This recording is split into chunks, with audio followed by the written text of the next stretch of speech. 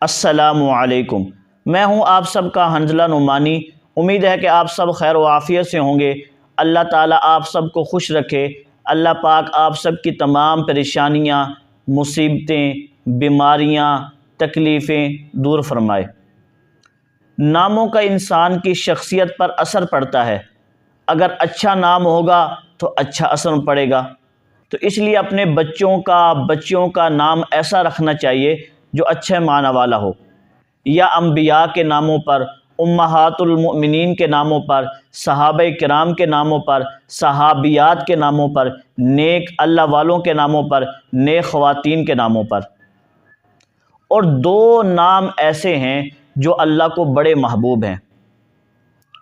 حضور اکرم صلی اللہ علیہ وسلم نے ارشاد فرمایا، اللہ کو دو نام بڑے ہی محبوب ہیں۔ پہلا نام عبداللہ اور دوسرا نام عبد الرحمن۔ اللہ کو یہ نام بڑے ہی محبوب ہیں۔ آپ دیکھیے گا کئی صحابہ کا نام عبداللہ تھا، کئی صحابہ کا نام عبد الرحمن تھا۔ اس لیے اپنے بچوں کا نام عبداللہ بھی رکھنا چاہیے، عبد الرحمن بھی رکھنا چاہیے۔ اور ایک بہن نے پوچھا تھا کہ جنت نام رکھنا کیسا ہے؟ جنت کے معنی گھنے باغ ہیں، یعنی باغات عربی میں جنت کو کہتے ہیں۔